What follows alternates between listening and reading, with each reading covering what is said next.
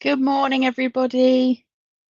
Thank you very much for joining me today for our LGBTQ plus History Month special book club session. It's a beautiful day here, and I hope it's nice weather where you are as well. In this kind of 20-30 minute session, I'll be introducing you to and showcasing just some of the books in our collection that cover a range of genres and topics. Some either feature LGBTQ plus characters, or they're written by members of the LGBTQ plus community, or they're a reflection on history and society. So there are some well-known titles there. Some are new to me, and I've picked because they sounded like they would be really interesting.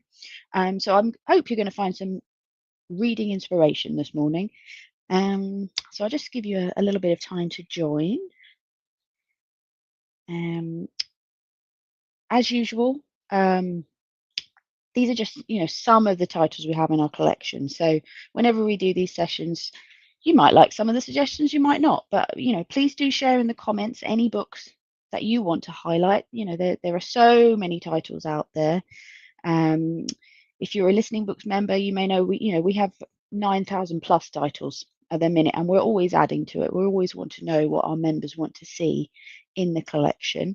So do let us know in the comments what you want to see, what you think of some of the books that I've chosen this morning, and I hope you enjoy it.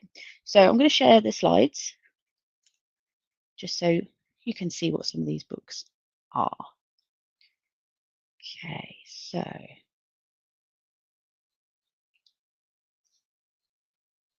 give me 1 second. Just while you're joining, I'm just going to sort out my screen. Okay, so I thought I'd start with some history and some kind of reflections on society. So the first book I've chosen is First Comes Love by Tom Rasmussen. So I thought this sounded really interesting. It explores our reasons for marriage, whether that's societal pressure, religious pressure, childhood perceptions of what marriage is, media representations, what we see in TV and film. So Tom is a non-binary queer person, and they examine what marriage means across the spectrum of sexuality and class, and what the future looks like for what is a very historic and kind of universal institution. So I thought that sounded really interesting. The second book I've chosen in this category is Care Work, and that's by activist and performance artist Leah Lakshmi Piepzna Samarasina. I hope I pronounced that correctly. And they explore the politics and realities of disability justice. So it's a movement that centres the lives and leadership of sick and disabled queer, trans, black and brown people, with knowledge and gifts for all, as it says in the synopsis. So they're writing about accessibility and how we present ourselves. So it's an interesting title, kind of on the self-reflection of our society at the minute. And then Stonewall. So that's by Anne Balsam, and it's an exploration of the Stonewall riots and the national gay rights movement in America that followed. And it's described in the synopsis as eye-opening, unflinching, and inspiring. So I think that's definitely one you've got to have a listen to if you haven't already. And the final pick here is Bloomsbury. So I really don't have that much knowledge of the Bloomsbury set. So it's a book that centres on the Bloomsbury set. So in the years before the First World War, there were a collection of writers and artists. So that would have been Virginia Woolf, E.M. Forster, and Lytton Strachey, among others. And they began to make a name for themselves in England and America, for their spirit and provocative works of literature, art, and criticism. So they called themselves the Bloomsbury Group, and then, well, by the time we're getting into 1920s, they were really influential.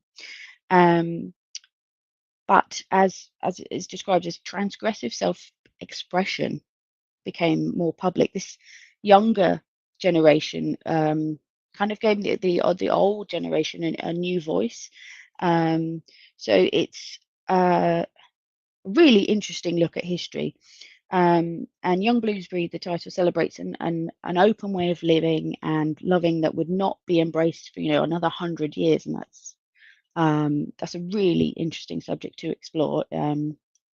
Taking a look at history. So those are my historical suggestions. So let's have a look at what we've got next. Autobiographies. We have a whole range of autobiographies and memoirs within the Listening Books collection. So I have just picked a few here that I've either read or I've been recommended by other members of staff. So please do let me know if there's any others that you think are really worth a read, or we haven't got yet that you think we should be adding. So let's start with Believe by Nicola Adams. So London 2012, Nicola made history. She was the flyweight boxer. She was nicknamed the Smiling Assassin, and she became the first ever woman to win an Olympic gold medal for boxing. She did exactly the same again in Rio in 2016. She's topped the list of the Independent's 101 most influential LGBT people in Britain, and that was for 2012. And she has been, historically one of the first part of the first same-sex couple on Strictly Come Dancing. So she's the first openly LGBT Olympic gold medalist. So this biography covers her early life, her family life, and her boxing career. So really interesting one to start with. The next one here is Beautiful Shadow, which is quite a new book into our collection, and that's by Andrew Wilson. And it's an exploration of the work and life of Patricia Highsmith. So by all accounts, wasn't a particularly pleasant person. Perhaps, this is because she refused to conform to how a woman of her time was expected to behave. It was also suggested by some of her friends that she was a lesbian that didn't particularly enjoy the company of women. So this is a really interesting look at a very complex character who has produced some of the best literary complex characters, some of which we're going to look at later on. So I thought this was going to be a really interesting book to choose. Thirdly, we've got Cheer Up Love by Susan Cowman. So this is a reaction to the show she wrote about mental health. And she said that this was so positive that she wanted to expand on the show and write a more detailed account of surviving, as it's termed, when you're the world's most negative person. So this is a really personal memoir of how, after many years and with a lot of help and therapy and talking, she was kind of embracing her dark side. And she realized, as the synopsis says, she can be the most joyous, sad person you'll ever meet. And then the fourth book I've picked is Help by Simon Amstel. So this is a comic, a presenter, a producer. If you remember the TV show T4, Simon presented that for a number of years. And this is a biography that's actually interspersed with live recordings from his stand-up tours, which I think is a really lovely way of creating a biography, putting some of those real life experiences in there. And it's described, Help, as this is a hilarious, heartbreaking account of Simon's ongoing compulsion to reveal his entire self on stage. So that's my fourth pick. I follow Simon's career early on, so I thought this was maybe one that's been out for a bit longer and you might not come across. So yeah, I definitely recommend that one. And then the final one is Believe Me by Eddie Izzard, or Susie Ezzy Izzard, as they are known now. And it explores loss, a rich career in stand-up and acting, politics.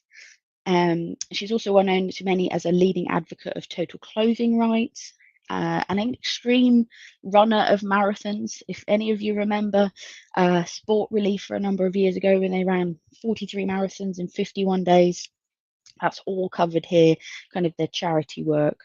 So really lovely one to finish on in this section.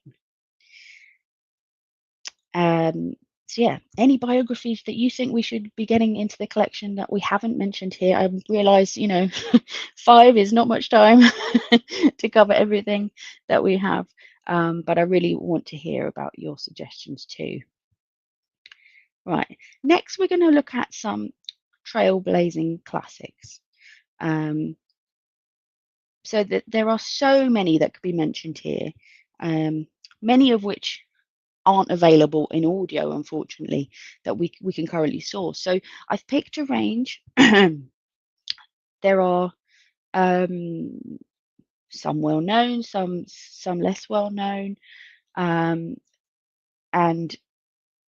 I think when we mention classics here, there's a lot of books that historically have been forgotten about and that aren't available, and maybe that's something that we should be changing. So first off, I'm going to start with A Picture of Dorian Gray by Oscar Wilde.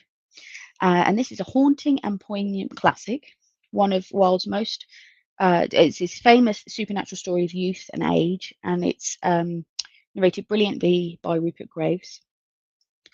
So it's also Wilde's only novel, and it combines wit, social satire, and luxurious description. It's full of many of his most famous witticisms, and it is essentially a novel about the lust for eternal youth versus the inevitable reality of aging. So Wilde wrote a great many plays and poems, but this is, as I've said, his only novel. So he was convicted in one of the first celebrity trials for what was then gross indecency.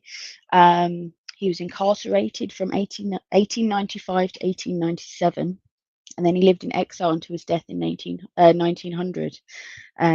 So I think Wilde's books are so enduring. I didn't realise it's his only novel. In my mind, he's written so much more. So a great one to start with there. The second title we have is Middlesex by Geoffrey Eugenides, I think that's right. And from the synopsis, it says, I was born twice, first as a baby girl on a remarkably smogless Detroit day of January 1960, and then again as a teenage boy in an emergency room near Petoskey, Michigan, in August of 1974.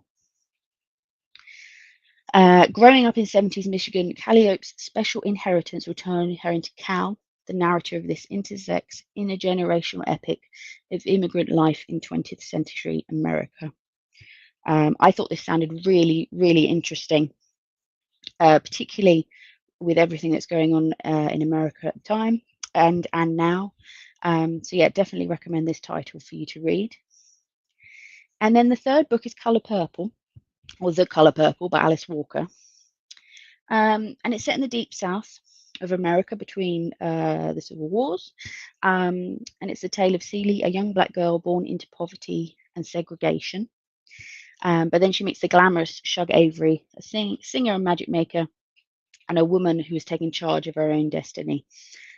I know a lot of people read this book at school or do read it at school. It's not one I've read, and it's always been on my list. So let me know, how you think. I know it's quite a challenging read. It's quite hard hitting. So definitely one that I want you to tell me how you found. And then next up, we've got Another Country by James Baldwin. So when Another Country appeared in 1962, it was a bit of a literary sensation. So it's James Baldwin's masterly story of desire, hatred, and violence. And it opens with the unforgettable character of Rufus Scott, a scavenging Harlem jazz musician adrift in New York. So it portrayed many themes that were taboo at the time of its release, including homosexuality, bisexuality, interracial couples, extramarital affairs. It uses third-person narration, which is a really interesting device. So yeah, it's definitely a classic that's worth reading. Quite hard-hitting, quite a difficult read, but definitely one to try. And then Finally, I've got A Passage to India by Ian Forster. So I've chosen this as we don't have Maurice, which is a queer love story and quite a famous one. But this book is considered one of his the better works, and explores racism, gender expectations, and sexism. So another famous work of Forster's is A Room with a View. All of these novels are an interesting insight into Edwardian society. Um, so yes, that's all of my trailblazing classics for this morning. But do let me know if there's more that we should be making available for you. Right, we'll be moving on to adult fiction now. Here we go. So, queer experience and the representation has come a long way in the past few years, particularly in books that are available more commercially. So again, I've picked a range of titles. There are so many more. The first one I've picked is The Song of Achilles by Madeline Miller. It's set in Greece in the Age of Heroes and is a love story between the prince Patroclus and the hero Achilles. It's a New York Times bestseller and has won numerous awards. So fairly new, I think. Certainly new to me. So that's my first recommendation. The second is A Dissonant Echo by Val McDermid, the well-known Val McDermid. This is the first in the Karen Pirie detective series, and it's about Rosie, who's found raped and stabbed in a cemetery by 4 drunk students, and they become suspects.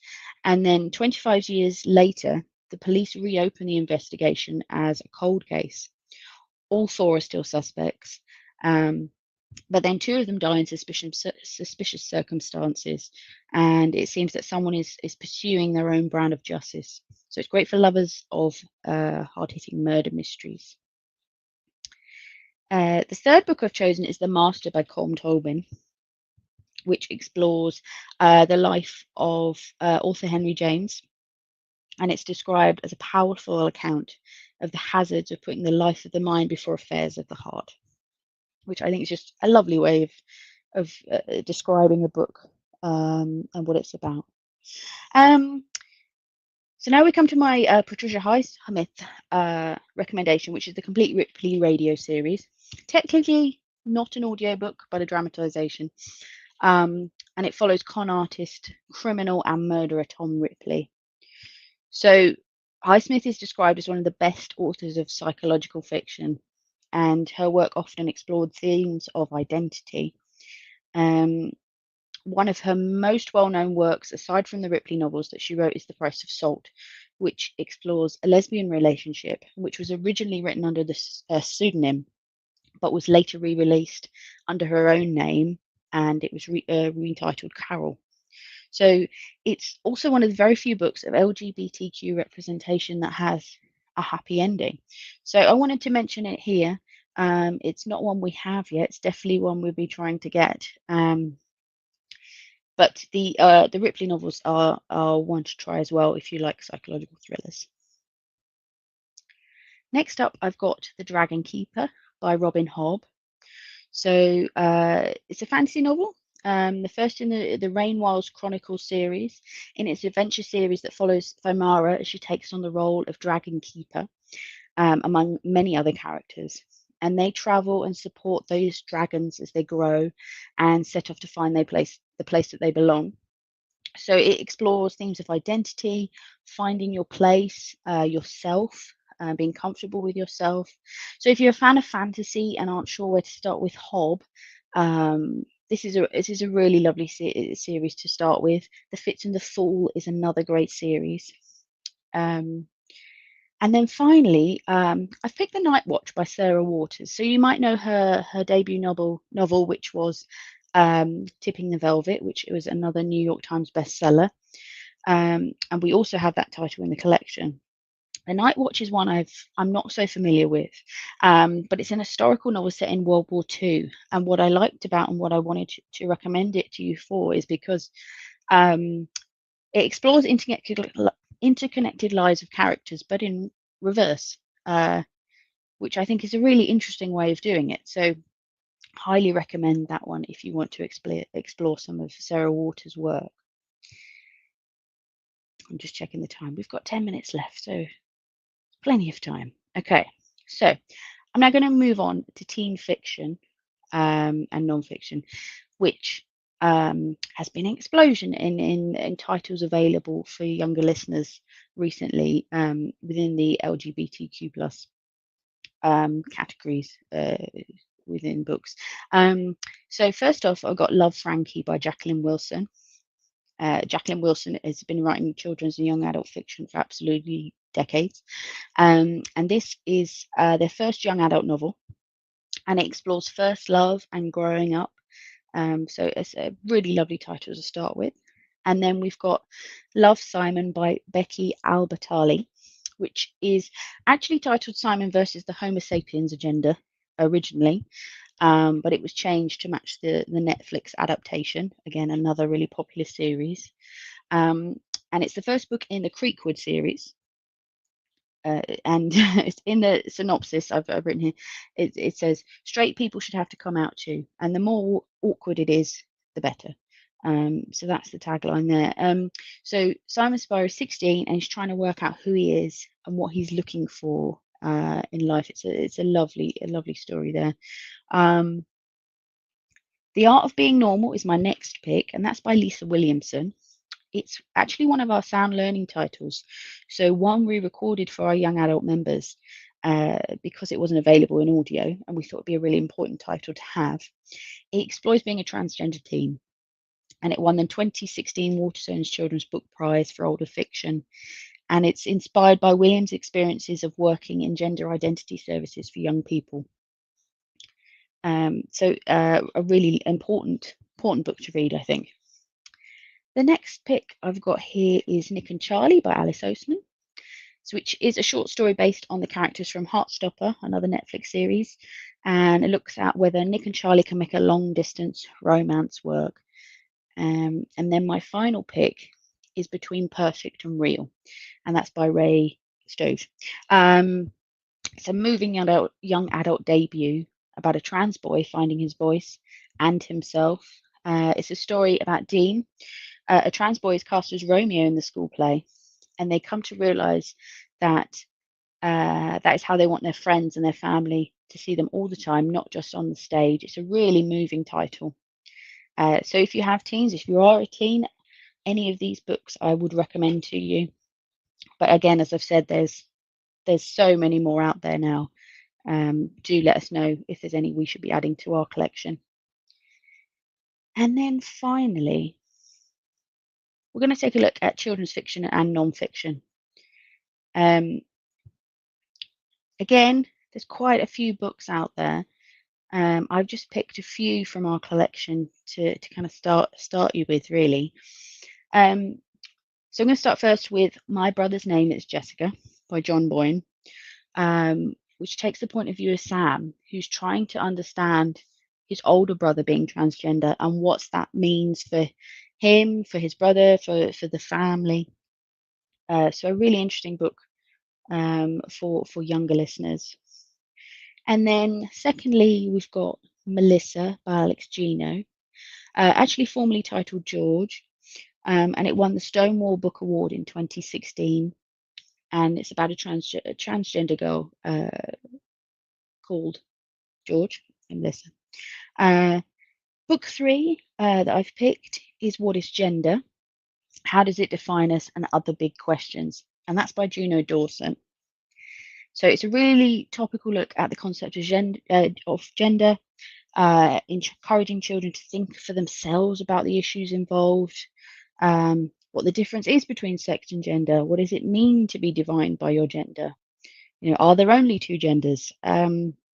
So it's an informative book that helps kids explore all the questions that they have and others. And it explains how your gender can have an impact on your life, what it means to choose your own gender identity, and the importance of gender equality. So the topics covered in the synopsis, it says, it's looking at gender stereotypes, where there are different toys for boys and girls, being intersex and transgender, cross-dressing, and gender around the world. And it also includes stories from a range of people, they share their personal stories and philosophies. So we've got Holly Bourne, who writes about the importance of feminism, Krishna Ishtar, who explains what it means to be genderqueer, and Juno also shares experiences of being transgender, and Anthony Anaxaguru are discussing masculinity. So there's lots of other contributors and celebrities that feature in there as well. Quite a comprehensive book of questions and ideas that might help teachers or parents talk to the children about the subject. And then finally, we've got Beyond the Gender Binary by Alok Fade Menon. I hope I'm saying that correctly. In Beyond the Gender Binary, poet, artist, and LGBTQIA plus rights advocate, Alok Fade Menon deconstructs, demystifies, and reimagines the gender binary. So it's comes through a series of pocket chain collective of small books with big ideas, as it describes in the synopsis. And within the book, Alok is challenging the world to see gender not in black and white, but in full colour. And they talk about their own experiences as a gender non-conforming artist. And they talk about gender as being malleable and creative form expression. So yeah, a really, really interesting title for younger listeners. And that brings me to the end of my suggestions. As I've said before, we have so many titles to choose from in our collection, and we're always looking to add more. So if you do have any suggestions you'd like to see books added to our collection, if you have any other thoughts and opinions on the books that I've recommended, do you like them? Do you not like them? I'd really like you to share those with me. Thank you so much for joining me today. Please get in touch via our website, and if you aren't yet a member of Listening Books and your ability to read is affected by an illness, a disability, a learning or mental health condition, and you're interested in becoming a member of Listening Books to access these and many other titles in a collection, you can find more details on our website, which is www.listening-books.org.uk, or you of course can give us a ring on 0207 407 9417. Thanks very much for joining me this morning, and it's been lovely to share some of our titles with you.